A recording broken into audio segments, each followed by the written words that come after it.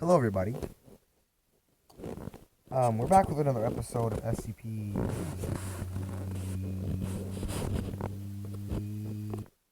readings. So the SCP we're reading today is SCP-2883.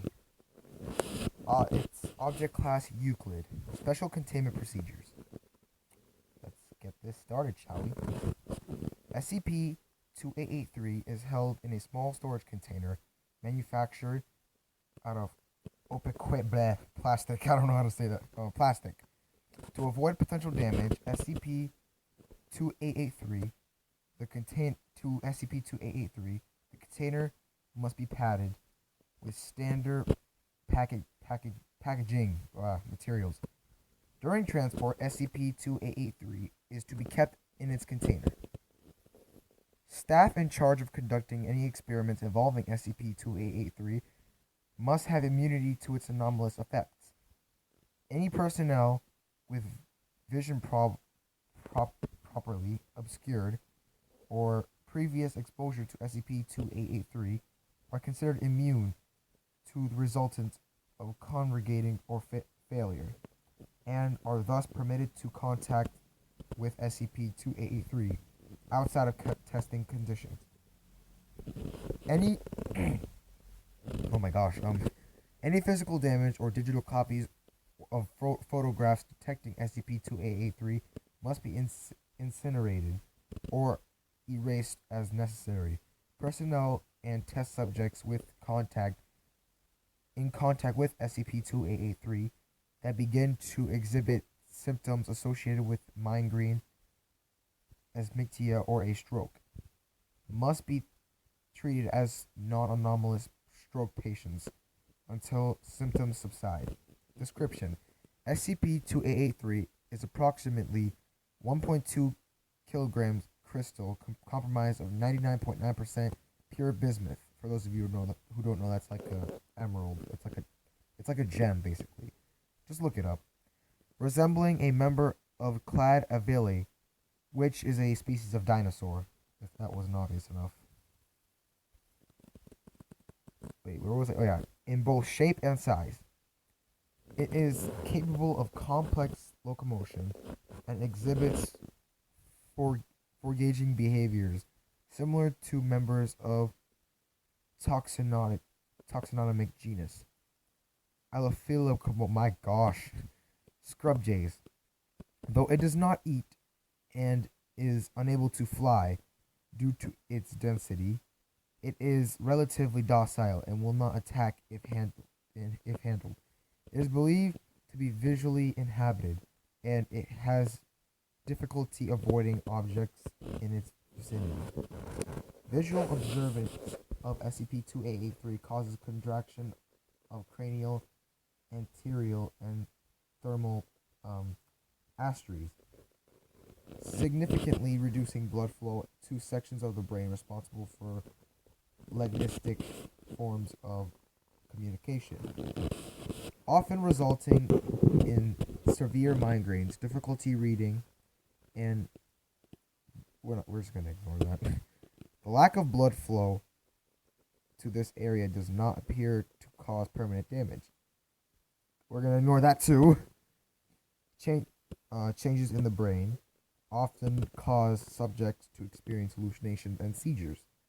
Subjects in this state display symptoms similar to victims of a stroke, but are still able to control their muscles on their left side, basic organ functions, and symbol-based assisted communication devices. Oh my gosh. We got a little more read.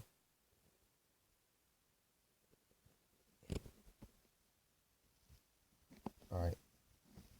Subjects within this state cannot speak or write, though most subjects are capable of high accuracy rendering of cognitive images through drawings.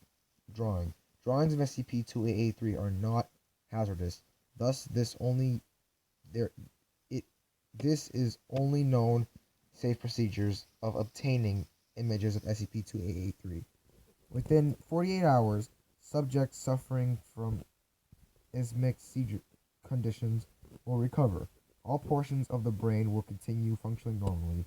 There is often still an increased level of activity in the visual cortex. Subjects previously at high risk of stroke appear to have fewer signs of abnormal blood flow. Through these subjects may occasionally relapse into a ischemic stroke state consistent with initial SCP-2883 exposure. The majority of fully recovered subjects experience no further isomorphic effects upon viewing SCP-2883, though they are incapable of writing or speaking while observing SCP-2883. Recovered subjects appear to have heightened interest in creative activities, though often they increase difficulty comprehending written materials. Extract intensity of exact varies from subject to subject. Treatment of subjects with Class B amnestics have proven insufficient and countering contracting effects of exposure, and may only be used after a subject's recovery to avoid devastating side effects, including permanent hearing loss and brain damage. Alright.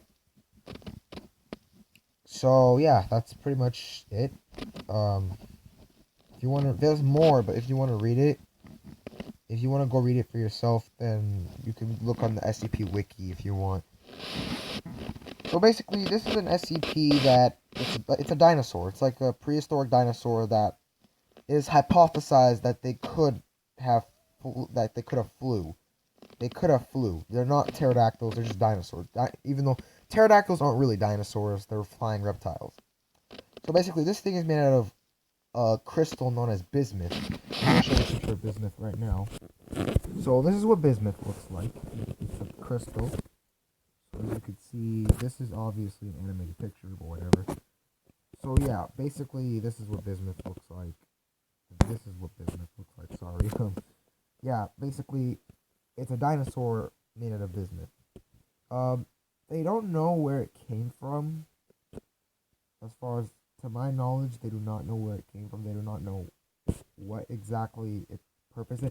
Basically, it's a crystal dinosaur that gives you seizures if you look at it. I mean, I could see why. It's very colorful. So yeah, that was SCP-2883. If you want more SCP readings, I will read SCPs that are not well known. Well, 682 is an exception, but I already read him. So yeah, if you want more SCPs like this, then please comment down below. And yeah, I'll see y'all later.